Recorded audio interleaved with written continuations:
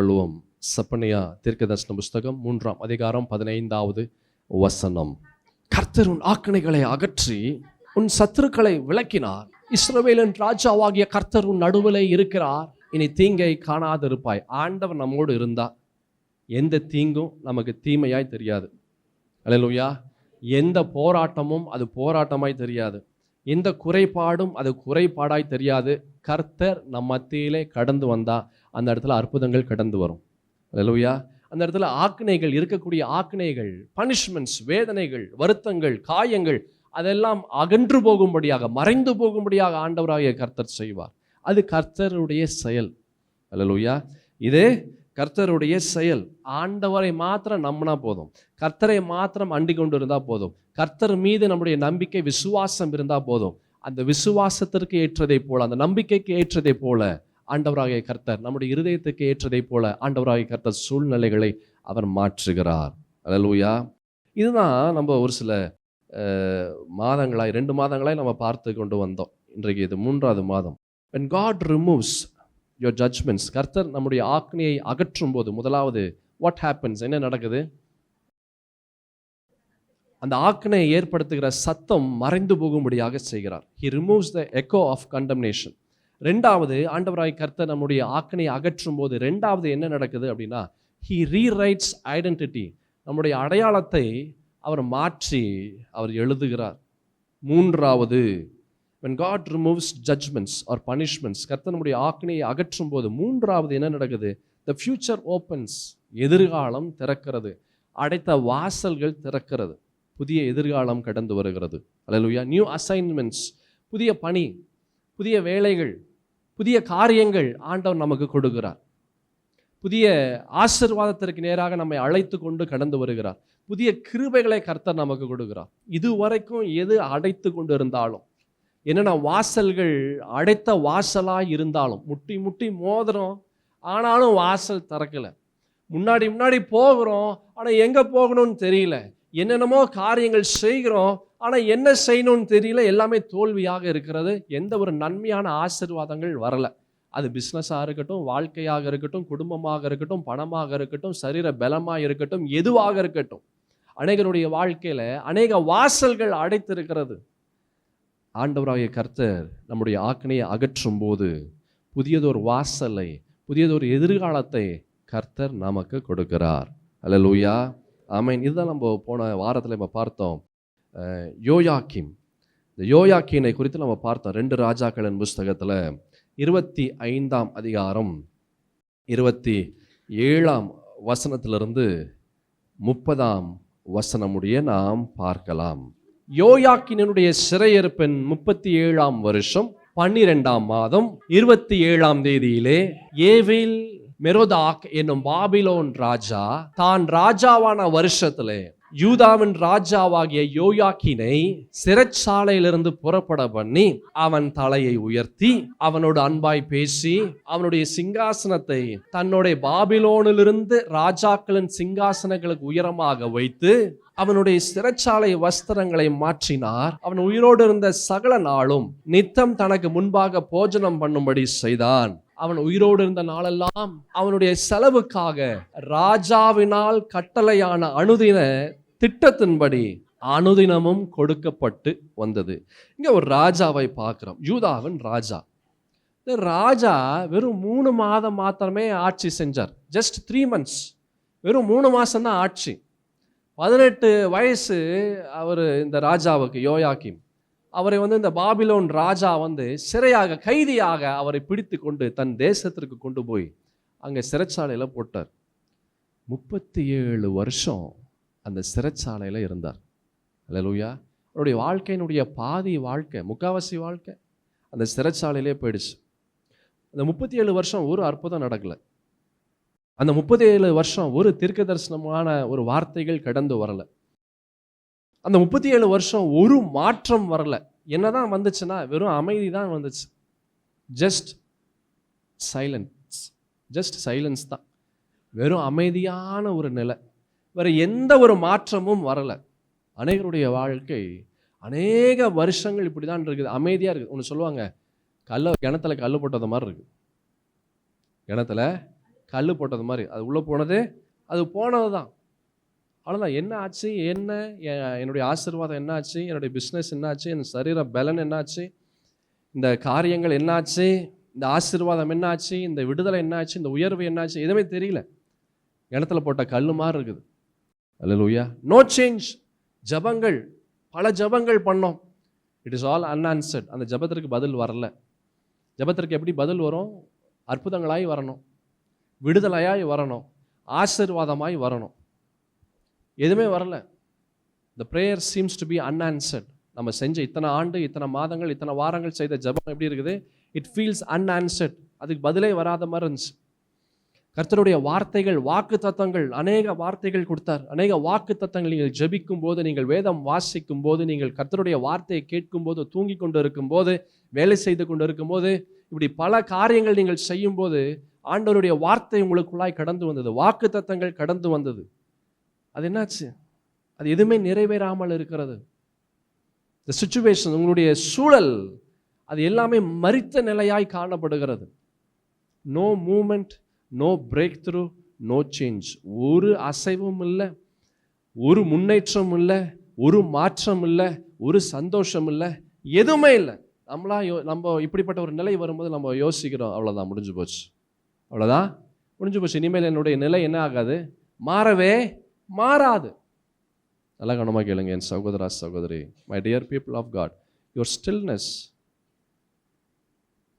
Is not an end in your life. உங்கள் வாழ்க்கையில் அமைதியாக இருக்கக்கூடிய காரியம் அது மரிச்சிருச்சு என்று ஒரு அர்த்தம் அல்ல. அல்லேலூயா. அது அமைதியாக இருக்குது அப்படின்றதுனால இனிமேல் அது எழுந்து வராது, உயிர் பெறாது என்று அர்த்தம் அல்ல. யோவானுக்கு எழுதின சுவிசேஷம் 11ஆம் அதிகாரத்தில் பரிசுத்த வேதத்தில் அழகான ஒரு விஷயத்தை பார்க்கலாம். 39வது வசனத்தை பாருங்களேன். யோவானுக்கு எழுதின சுவிசேஷத்தில் இயேசு கல்லை எடுத்து போடுங்கள் என்றார்.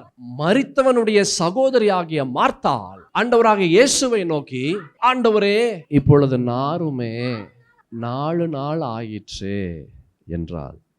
லாசரு அவன் இப்போ அவர் என்னவா இல்லை, அவர் வியாதியாக இல்லை. இப்போ அவர் என்னவா இருக்கிறாரு? அவர் மரிச்சிட்டாரு. இன்னும் சொல்ல போனா மரிச்சு என்னாச்சு? 4 நாள் ஆயிடுச்சு. அல்லேலூயா. He was dead, he was buried, he was sealed. மரிச்சிட்டான், அடக்கம் பண்ணப்பட்டான், அடுத்தது அந்த கல்லறை மூடப்பட்டது. 3 விஷயமா ஆயிடுச்சு. மரிச்சாச்சு, அடக்கம் பண்ணப்பட்டாச்சு, கல்லறை மூடப்பட்டுச்சு. அது எத்தனை நாள்? 4 நாள். 4 நாள் அப்படின்னா இட் கேனாட் பி ரிவர்ஸ்ட். திரும்ப அதை சரி பண்ண முடியாது. உள்ளே இருக்கிற அந்த உறுப்புகள் எல்லாம் வெடிஞ்சிருக்கும். ரத்தங்கள் எல்லா சரீரத்தில் இருக்கிற எல்லா விதமான துவாரங்கள் மூலமாக அந்த ரத்தங்கள் எல்லாம் வந்திருக்கும். எல்லாம் தான் முடிஞ்சு போச்சு. அது இனிமேல் அதை என்ன செய்ய முடியாது, ரிவர்ஸ் பண்ண முடியாது. ஆனால் ஆண்டவராகிய கர்த்தர் ஒரு விஷயத்தை, ஆண்டவராகிய இயேசு ஒரு விஷயத்தை சொல்றார். இந்த நிலையில் எதுவுமே ரிவர்ஸ் பண்ண முடியாது, எதுவுமே செய்ய முடியாது. 4 நாள் ஆயிடுச்சு, 4 days ஆயிடுச்சு. ஆனால் இந்த நிலையில் ஆண்டவராகிய இயேசு ஒரு விஷயத்தை சொல்றார். 40வது வசனத்தை நம்ம பார்த்தோம் என்றால், அதே அதிகாரத்தில் 40வது வசனம், இயேசு அவளை நோக்கி, நீ விசுவாசித்தால் தேவனுடைய மகிமையை காண்பாய். Hallelujah. Listen, what it smells like death. உங்கள் வாழ்க்கையில் எது மரித்த வாசனையை கொண்டு வருகிறது? அநேகருடைய வாழ்க்கையில் அநேக விஷயங்கள் மரித்த வாசனையை கொண்டு வருகிறது. பணம், அநேகருடைய வாழ்க்கையில் பணம் அது மரித்த வாசனையை கொடுக்கிறது. அப்படின்னா என்ன அர்த்தம்? திரும்ப ரிவர்ஸ் பண்ண முடியாதுன்னு அர்த்தம். அல்லேலூயா. திரும்ப அதை சரி செய்ய முடியாது என்று அர்த்தம். வாசனை வந்துருச்சு. என்ன ஆயிடுச்சு? வாசனை வந்துருச்சு, மரித்த வாசனை வந்துருச்சு. ஒன்றும் சரி செய்ய முடியல. என் சகோதரா சகோதரி, எதுலெல்லாம் உங்களுடைய வாழ்க்கையில மரித்த வாசனை வந்துருச்சு? அல்லேலூயா. எதுலெல்லாம் உங்களுடைய வாழ்க்கையில மரித்த வாசனை வந்துருச்சு? ரிமெம்பர், நல்லா கவனமாக கேளுங்க.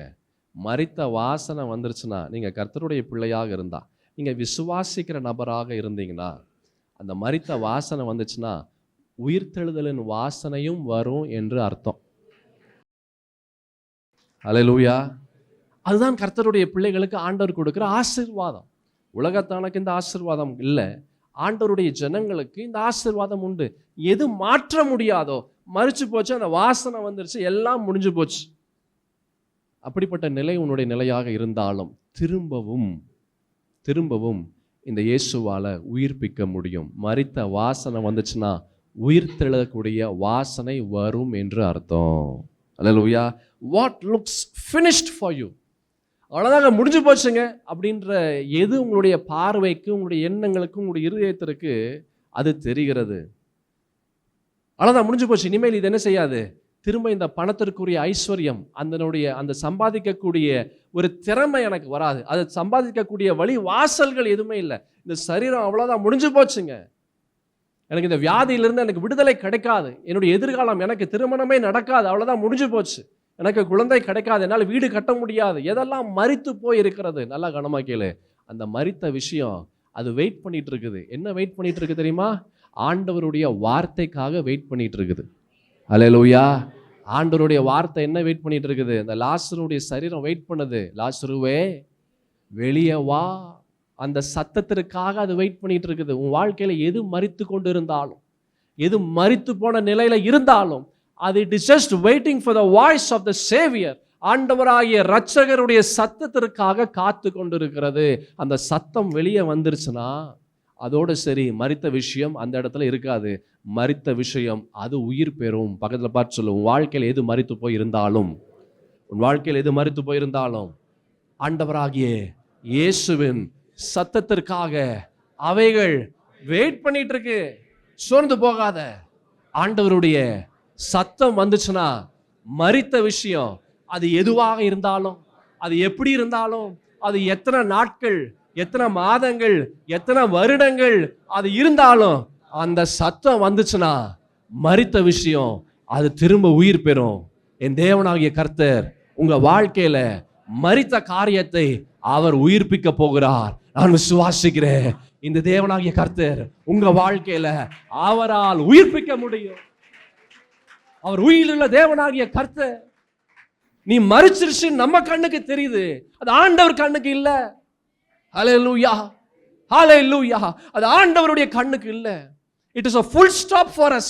நமக்கு அது முற்றுப்புள்ளி வச்சிட்டோம். ஆனா ஆண்டவர் முற்றுப்புள்ளி வைக்கல. சகோதரா சகோதரி, சோர்ந்து போகாதே, சோர்ந்து போகாத. யோவான் எழுதின சுவிசேஷம் 19ஆம் அதிகாரத்துல அழகான ஒரு வார்த்தையை நாம் பார்க்கிறோம். 30வது வசனத்தை பாருங்களேன். யோவான் எழுதின சுவிசேஷம் 19ஆம் அதிகாரத்துல 30வது வசனம். இயேசு காடியை வாங்கின பின்பு முடிந்தது என்று சொல்லி என்ன செஞ்சிட்டாரு? அவர் தலையை சாய்த்து ஆவியை ஒப்பு கொடுத்தார். அவர் என்ன சொல்றாரு? இட் இஸ் finished, முடிஞ்சிருச்சு. ஆனா சுத்தி இருந்த ஜனங்கள்லாம் என்ன தெரியுமா யோசித்தாங்க? அவ்வளவுதான் போல இருக்குது, முடிஞ்சிருச்சுட்டாருன்னா அவ்வளவுதான், இனிமேல் ஒன்றும் பண்ண முடியாது, இனிமேலே ஒன்றும் பண்ண முடியாது. ஆனா ஆண்டவர் என்ன முடிஞ்சிருச்சுன்னு சொன்னாரு? he meant fulfillment. அவரு என்ன நோக்கத்திற்காக வந்தாரோ அந்த நோக்கத்திற்குரிய வேலையை முடிச்சிட்டார். அவருக்கு கொடுத்த வேலையை ஆண்டவர் என்ன செஞ்சிட்டாரு? அவர் நேர்த்தியாக, கரெக்டா, ஒழுங்கா, சூப்பரா அவர் முடிச்சிட்டார். அவர் சொல்லுவார் பிதாவின் இடத்துல, அப்பா நீங்க கொடுத்த வேலையை என்ன செஞ்சுட்டேன்? நான் முடிச்சிட்டேன். ஆனா சுத்தி இருந்தவங்க என்ன யோசித்தாங்க? அவ்வளவுதான் போல இருக்கு, முடிஞ்சிருச்சு போல இருக்குது. Hallelujah. Sometimes what feels like your ending, உங்க வாழ்க்கையில முடிஞ்சு போச்சு நீங்க எதை நினைக்கிறீங்களோ அது முடிஞ்சு போனது அந்த நிலை தான் முடிஞ்சு போச்சு. அடுத்த ஆரம்பம் அது ஆரம்பிக்க போகுது. அல்லேலூயா.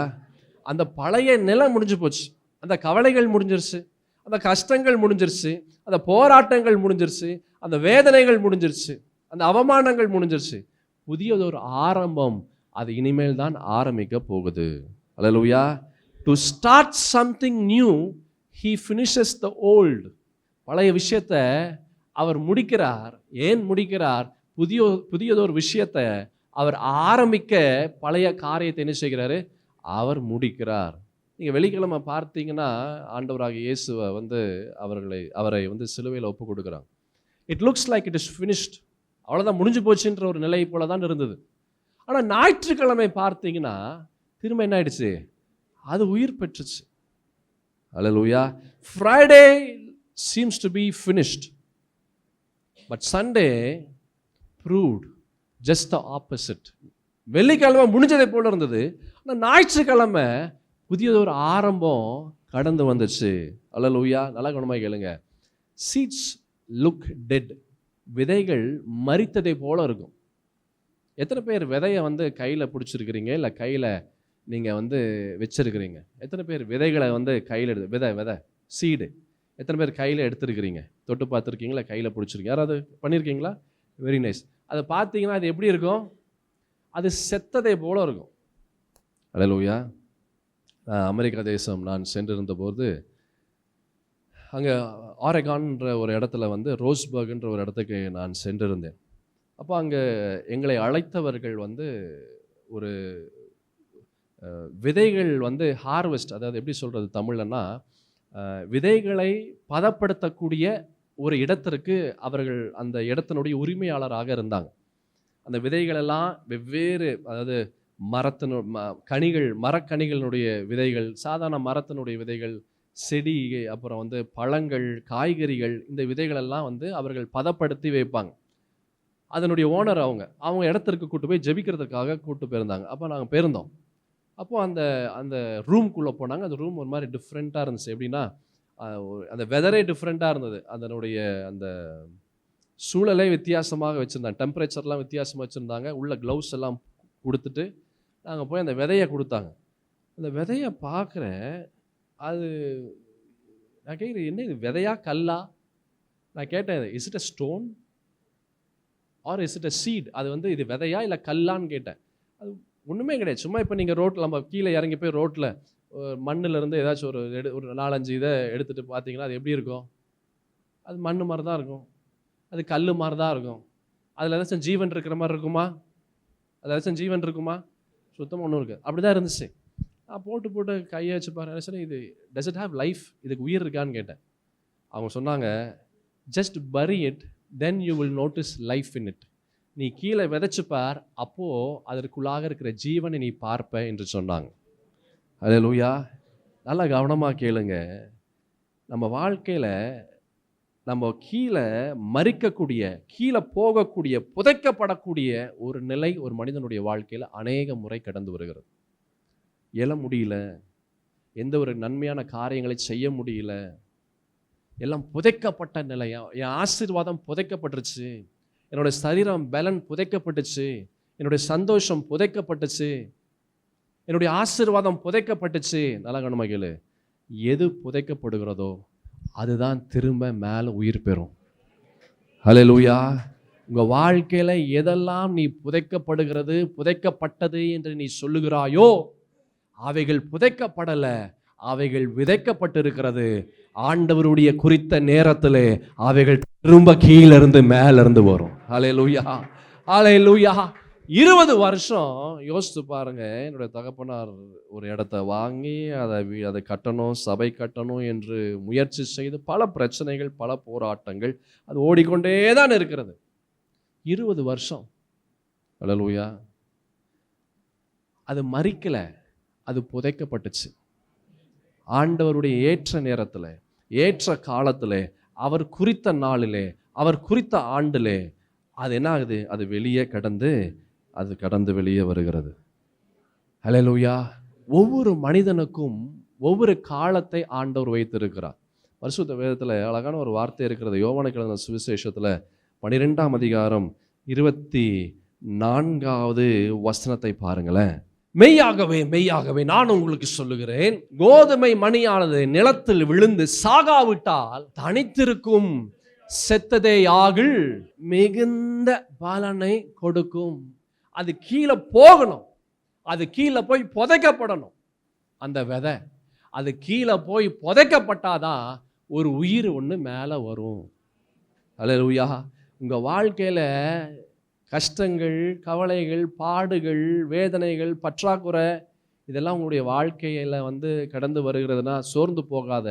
இதெல்லாம் வேறொரு ஆசீர்வாதத்தை முளைக்கும்படியாக, உருவாக்கும்படியாக இவைகள் உங்கள் வாழ்க்கையில் கடந்து வருகிறது. Transformation happens only in silence. கீழே விதை நீங்கள் விதைச்சிங்கன்னா அது கீழே என்னென்ன மாற்றங்கள் வருதுன்னு நம்மளால் பார்க்க முடியுமா? மேலே இருந்து அல்லேலூயா பார்க்க முடியுமா? முடியாது. கீழே என்ன நடக்குதுன்னு பார்க்கவே முடியாது, தெரியவே தெரியாது. சைலண்ட்டாக தான் காரியங்கள் நடக்கும். ஹல்லேலூயா. உங்கள் வாழ்க்கையில் இப்போ சைலண்ட்டாக இருக்குதா? எந்த ஒரு ஒரு ஒரு முன்னேற்றம் இல்லை, எந்த ஒரு மாற்றமும் இல்லை, எந்த ஒரு மாறுதலும் இல்லை, எந்த ஒரு விஷயமும் இல்லை அப்படின்ற ஒரு நிலையை போல இருக்கிறதா சகோதரா சகோதரி? கவலைப்படாத, மாற்றம் நடந்து கொண்டு இருக்கிறது. ஹல்லேலூயா. ஏற்ற நேரத்தில், ஏற்ற காலத்தில், எப்போ வந்தால் உனக்கு அது ஆசீர்வாதமாக இருக்குமோ, எப்போ வந்தால் உன்னுடைய சூழல் நீ எதிர்பார்ப்பதை விட அதிகமாக இருக்கும் என்று கர்த்தர் நினைக்கிறாரோ, அந்த டைமில் கீழே போட்டது ஆட்டோமேட்டிக்காக மேலே அது ஆசீர்வாதமாய் கடந்து வரும். ஹல்லேலூயா. டிரான்ஸ்ஃபர்மேஷன், மாற்றங்கள் சைலண்ட்டாக இருக்கும் போது தான் நடக்கும். பார்க்க முடியல, கீழே விதையினுடைய நிலை அது என்ன ஆகுதுன்னு தெரியல. ஆனால் கீழே அது ரூட்ஸ், அதனுடைய வேர்கள் கீழே அப்படியே கொஞ்சம் கொஞ்சமாக வளர்ந்து கொண்டே இருக்கிறது. ஹல்லேலூயா. அந்த கீழே அந்த விதைக்கிற அந்த காரியங்கள் வேறு கீழே போக போக மேலே அதனுடைய காரியங்கள் வருகிறது. எந்த அளவுக்கு வேறு கீழே போகுதோ அந்த அளவுக்கு மேலே செடி அது மரமாய் கடந்து வரும். Roots grow before fruits grow. Hallelujah. கனிகள் வரணும்னா வேறு கீழே போகணும். வேறு கீழே போகாமல் கனி மேலே வராது. அப்போ உங்கள் வாழ்க்கையில் எந்த அளவுக்கு நீங்கள் கீழே போகிறீங்களோ, நீங்கள் சொல்லலாம் ரொம்ப நான் கீழே போயிட்டேன், அவ்வளோதான், ஒன்றுமே இல்லைங்க என் வாழ்க்கையில், சந்தோஷம் இல்லை, சமாதானம் இல்லை, நிம்மதி இல்லை, எதுவுமே இல்லை. எல்லாம் இருந்துச்சு, ஒரு நாள் ஒரு காலங்கள் இருந்தது, எல்லாமே இருந்துச்சு. ஆனால் இப்போ என்ன இல்லை, எனக்கு எதுவுமே இல்லை. Everything seems to be dead. எல்லாமே மரித்த நிலை இருக்குது. என் குடும்பத்தினுடைய சந்தோஷம் மரித்த நிலை, நம்பிக்கை மரித்த நிலை, சமாதானம் விசுவாசம் மரித்த நிலை, என்னுடைய எண்ணங்கள் மரிச்சிருச்சு, என்னுடைய கனவுகள் மரிச்சிருச்சு, என்னுடைய ஆசைகள் மரிச்சிருச்சு, எல்லாமே மரித்த நிலை. ஹல்லேலூயா. என் சகோதரா சகோதரி, எந்த அளவுக்கு கீழே ஆழமாய் போகிறதோ அந்த அளவுக்கு மரித்த நிலையை போல தான் இருக்கும். மேலே ஒன்றுமே தெரியாது. மேலே பார்க்கும்போது எப்படி தெரியும், நான் விதைச்சனே, இன்ன வரைக்கும் எனக்கு எதுவுமே வரலையே, இன்ன வரைக்கும் எனக்கு எந்த ஆசீர்வாதமும் வரலையே. Roots grow before fruits grow. பழங்கள் வருவதற்கு முன்பதாக வேர்கள் ஆழமாய் கீழே போகும். உங்கள் வாழ்க்கையில் நீ கனியை புசிக்கணும் அப்படின்னா வேறு ஆழமாய் போகணும். இப்போது நீ வெயிட்டிங் சீசனில் இருக்கிறீங்க. ஹல்லேலூயா. இது என்னது? Waiting season. ஆபக்குக் புஸ்தகத்தில், தீர்க்கதரிசன புஸ்தகத்தில் அழகான ஒரு வார்த்தை, நமக்கு எல்லாருக்கும் தெரிந்த ஒரு வார்த்தை இருக்கிறது. ஆபக்குக் தீர்க்கதரிசன புஸ்தகத்தில் 2ஆம் அதிகாரம் 3வது வசனத்தில் பாருங்க. குறித்த காலத்திற்கு தரிசனம் இன்னும் வைக்கப்பட்டு இருக்கிறது, முடிவிலே அது விளங்கும். குறித்த காலத்திற்கு உன்னுடைய ஆசீர்வாதம் வைக்கப்பட்டு இருக்கிறது. குறித்த காலம், there is a time, set time. அந்த டைம் வர வரைக்கும் அந்த கீழே உன் வாழ்க்கையில் மரித்த நிலை, அது மரித்த நிலையை போல தான் இருக்கும். அந்த டைம் வர வரைக்கும் it may seems like dead. அது மரிச்ச போல தான் இருக்கும். எவ்வளோ முயற்சி பண்ணுறேங்க, எதுவுமே வரலைங்க. எல்லார்கிட்டையும் நான் சொல்லியிருக்கிறேன், ஆனால் யாருமே எனக்கு திரும்ப எதுவுமே சொல்லலை. நான் வெயிட் பண்ணிகிட்டே இருக்கிறேன், ஆனால் எந்த மாற்றமும் நடக்கலை. வருஷங்க ஆயிடுச்சு, என்னோட இருந்தவங்களுக்கெல்லாம் அந்த ஆசீர்வாதம் கிடச்சிருச்சு, ஆனால் எனக்கு இன்னும் ஆசீர்வாதம் வரல. சகோதரா சகோதரி, என்றைக்குமே பெஸ்ட்டு கொஞ்சம் டைம் ஆகும். ஹல்லேலூயா. பக்கத்தில் பார்த்து சொல்லுங்கள், என்றைக்குமே பெஸ்ட்டு கொஞ்சம் டைம் ஆகும். பெருசாக வரணும்னா கொஞ்சம் டைம் ஆகணும். உங்கள் வாழ்க்கையில் எந்த அளவுக்கு லேட் ஆகுதோ அந்த அளவுக்கு பெஸ்ட்டாக உங்கள் வாழ்க்கையில் ஆண்டவராகிய கர்த்தர் உங்களுக்கு கொடுக்கிறார். The best is yet to come. மிக சிறந்தது இனிமேல் தான் உங்கள் வாழ்க்கையில் வரப்போகுது. வெயிட் பண்ணுங்க, அந்த பெஸ்ட்டை நீங்கள் பெற்றுக்கொள்ள போறீங்க. கரங்களை தட்டி ஆண்டவருக்கு நன்றிகளை எடுப்போம். ஹல்லேலூயா, ஹல்லேலூயா. The best is yet to come. மிக சிறந்தது உங்களுடைய வாழ்க்கையில் இனிமேல் தான் வரப்போகுது. சோர்ந்து போகாத, சோர்ந்து போகாத. உன்னுடைய வாழ்க்கையில் ஆண்டவர் வைத்த காரியங்கள் அது உள்ள வளர்ந்து கொண்டிருக்கிறது, அது உள்ள வளர்ந்து கொண்டிருக்கிறது. அது எந்த அளவுக்கு பெருசாக வளர்கிறதோ அந்த அளவுக்கு உறுதியாய் மேலே கடந்து வரும். எந்த அளவுக்கு வேர்கள் ஆழமாய் கடந்து போகிறதோ, என்ன போராட்டங்கள் கடந்து வந்தாலும், என்ன பிரச்சனைகள் கடந்து வந்தாலும், nothing can ever shake you up. உன்னை எந்த பிரச்சனையும், பாடுகளும், போராட்டங்களும், அவமானங்களும், நிந்தைகளும், கவலைகளோ கண்ணீரோ எதுவுமே உன்னை அசைத்து பார்க்க முடியாது. அல்லேலூயா. சாத்ராக் மேஷாக் ஆபேத்நேகோ சொல்ல, நான் ஆராதிக்கிற தேவன் என்னை தப்புவிக்க வல்லவராக இருக்கிறார். தப்புவியாமல் போனாலும் சரி நான் இந்த காரியத்தை என்ன செய்ய மாட்டேன். எப்படி சொல்ல முடியும்? வேறு ஆழமாக இருக்கிறது. வெளியே பிரச்சனைகள் வந்தால் ஒன்றும் அசைச்சு பார்க்க முடியல. வேறு ஆழமாக போகுது. போராட்டங்கள் வந்தால் அசைத்து பார்க்க முடியல. நீ தான் எல்லாத்தையும் அசைப்ப. அல்லேலூயா. நீ தான் என்ன செய்வ? எல்லாத்தையும் அசைப்ப. எதை உன்னை அசைத்து பார்க்க முடியாத காரணம் என்ன? வேறு அந்த அளவுக்கு ஆழமாக இருக்கிறது. அல்லேலூயா. குறித்த காலத்திற்கு தரிசனம் என்ன? இன்னும் வைக்கப்பட்டு இருக்கிறது. முடிவிலே என்ன? முடிவிலே ஆண்டவர் போதும் அப்படின்னு சொல்லும் போது அது டகார்னு வெளியே வந்துடும். அல்லேலூயா. லாசருவே வெளியே வா வா, அவ்வளவுதான்.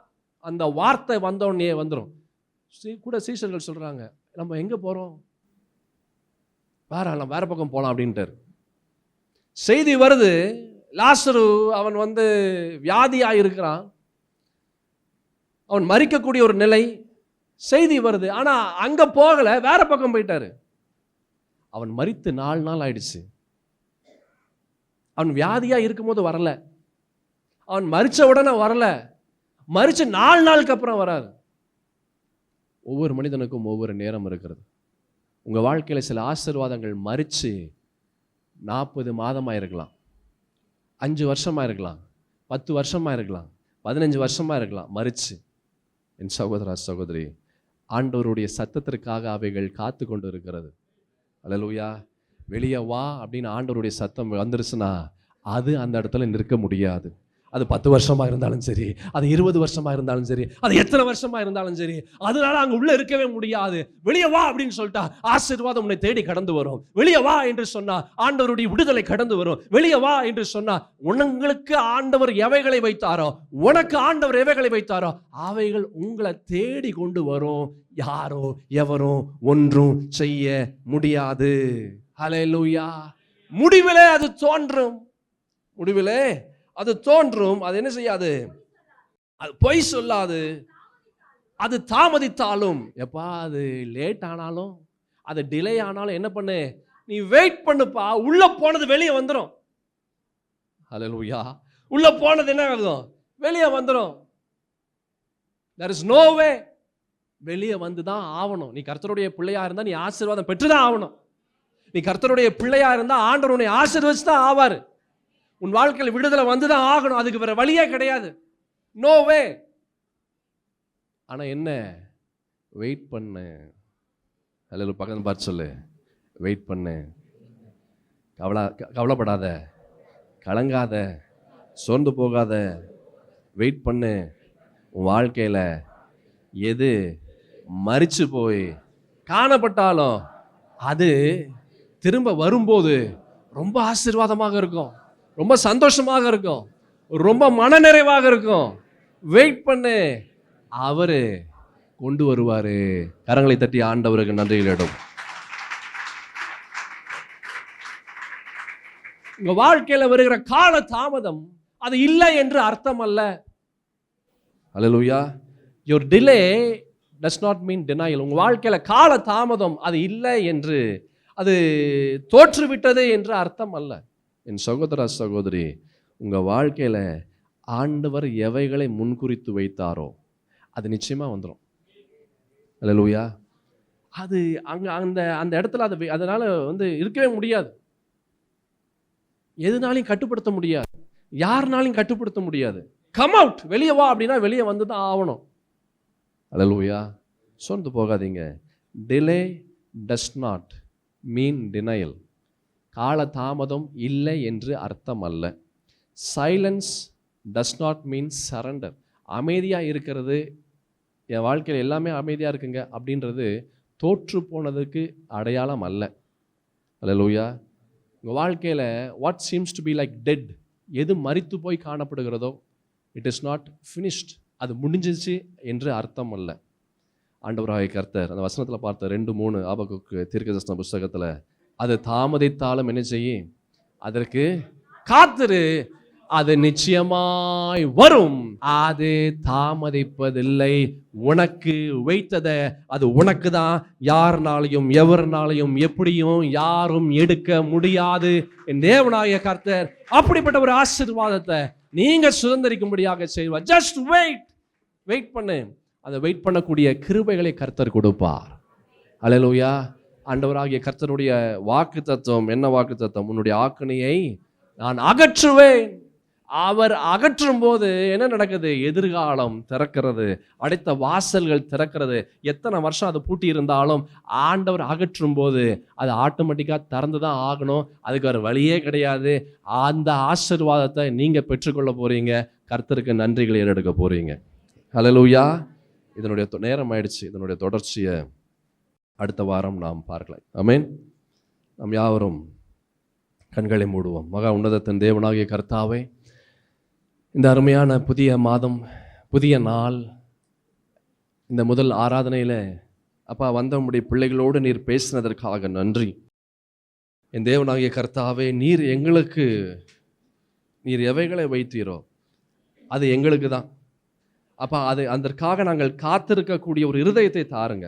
அப்படிப்பட்ட ஒரு விசுவாசத்தை தாருங்க. அப்படிப்பட்ட ஒரு கிருபை வரங்களை தருவீராக.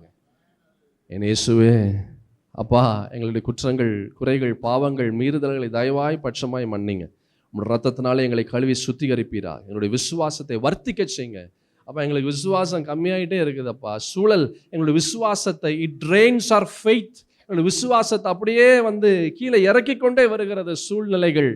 ஆண்டவரே, எங்களுக்கு உதவி செய்யுங்கப்பா. எங்களுடைய விசுவாசத்தை வர்த்திக்க செய்யுங்க. அப்பா, எங்களுடைய விசுவாசத்தை வர்த்திக்க செய்யுங்க. எங்களுடைய சூழலுக்குள்ளாய் நாங்கள் விசுவாசத்தோடு, நம்பிக்கையோடு, தைரியமாய் நாங்கள் கடந்து வர உதவி செய்யுங்க.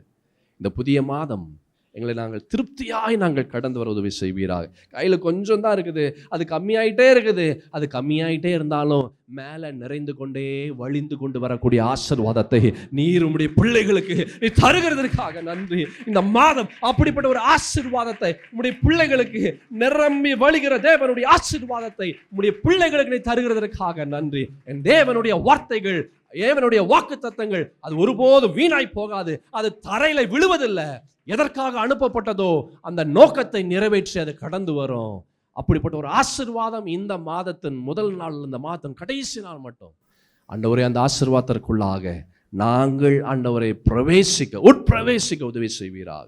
நீர் எங்களை ஆசீர்வதித்து தாங்கி பலப்படுத்தி வழி நடத்தி பெரிய காரியங்களை செய்யுங்க.